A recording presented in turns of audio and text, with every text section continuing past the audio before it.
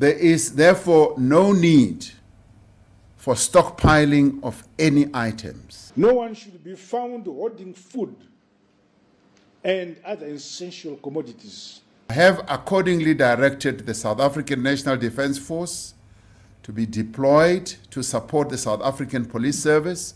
To ensure strict compliance, I have directed the National Command element of our security arms to deploy.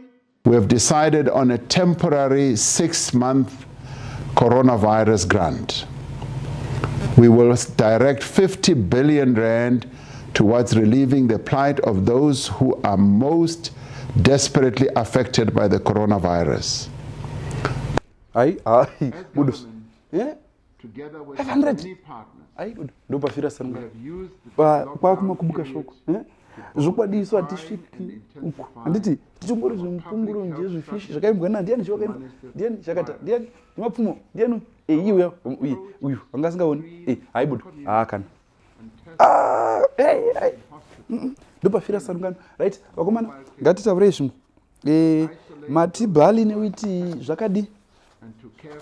Tutsvake kokwereta ndo zvatingatogona pano kupa tozvanipi unozvititora haibuda soko muri kuzviona izvi ndo patofira sarungano kukopa kuya kwaperera ipapo handiti zvatokwana.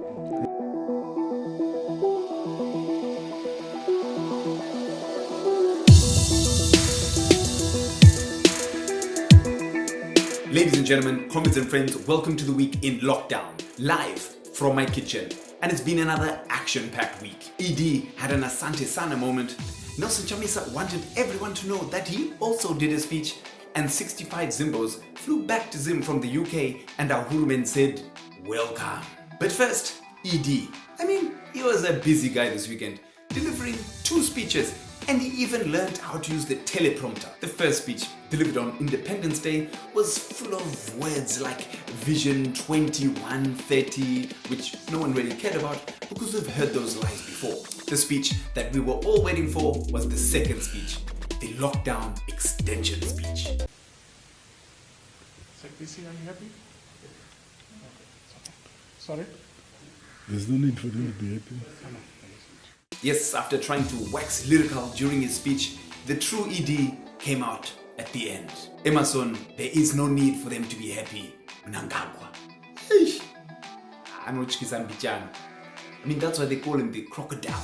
Not because I know Farrell post. The lockdown speech started over an hour late, but you must forgive Idika. He doesn't go to State House often. Saka he got lost on the way. The speech itself felt very much like Asante Sana Volume 2. It could have been done in 3 tweets. Actually 1. Please, Garaipa 10. Otherwise, Unofa. At the end of the speech, journalists were told that they could ask questions. But instead of real questions like, how will the informal sector actually continue? Or are there really adequate safety nets for the poor? Or even the most important one, Marentals Boyer and Dara. Journalists didn't ask questions. Guess who was the only journalist to raise his hand to ask a question? Guess can. That's right.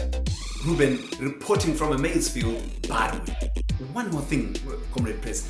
That lion in the background, I think it maybe needs a mask in order to follow your corona protocols. Nelson Ansarire Chamisa also did his independence speech last weekend. Who dresses you, Comrade Nelson? A Wange Safari Company? Nelson Chamisa, the people's president, today dressed as a zebra. In some amazing news, Sakunda Holdings has come to the rescue as it brought COVID-19 supplies worth $3 million into the country. But wait a minute, isn't that the same Sakunda that had their accounts frozen the other day? What happened to that? Was there an investigation? Was Sakunda acquitted? The terrible thing about propaganda is that you have to remember all your lies. And sometimes you forget what you once told people in order to make yourselves look good. Like telling people that you froze the accounts of the biggest money launderer in the country, who also happens to be your biggest sponsor. Yeah, propaganda is tiring, eh? Propaganda, it's a full-time job.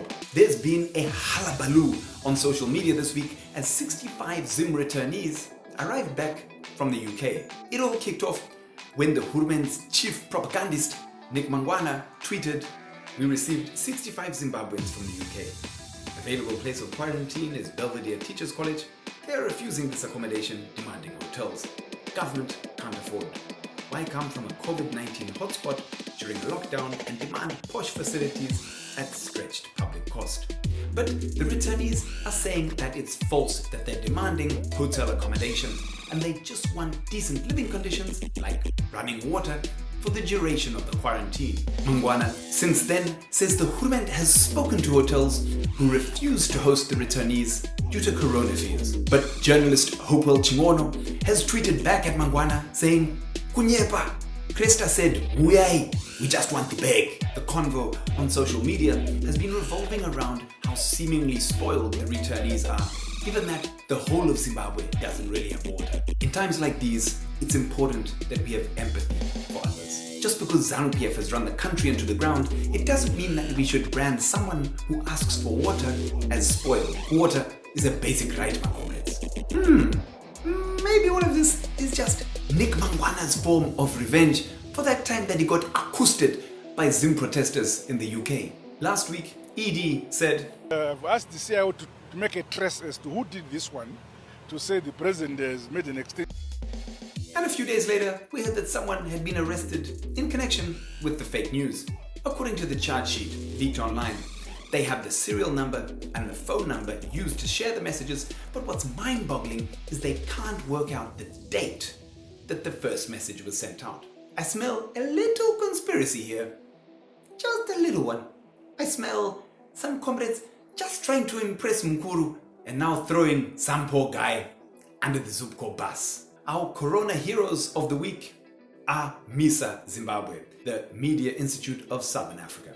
MISA took the ZRP to the High Court saying stop beating our journalists. And the High Court has ordered the ZRP to stop arresting journalists. So shout out to you, MISA. Pamberi and freedom of expression. During a time globally where it seems that the corona crisis is just making the rich richer and the poor poorer, we need to look at alternatives that can benefit citizens. Because be it Amazon making $10,000 per second while firing workers who protest against COVID-19 health risks at work, or here in Zim, where Sakunda is coming to the rescue after having plundered our nation's resources. We need to make sure that our governments prioritize citizens' welfare and not bailing out the fat cats. Here is some advice for the Hurumend from the week. Declare a rent holiday until the lockdown is over so that renters and tenants are protected. 2. Don't rush to bail out corporates. First, you should waive tax on citizens, like removing the 2% tax. 3. We need proper social welfare payouts, not the paltry $600 per household offered by the government. Ideally, $2,500 per household to the 1 million most vulnerable households as recommended by the ZCTU. 4. Give all citizens a universal basic income, basically a living wage, to tide them over during this difficult period. Thanks for joining us on the Week in Lockdown. Follow MAGAMBA TV on social media. I've been Comrade Fatso. You have been the people. This has been my kitchen. It's time to do the laundry. Thank you and futsek.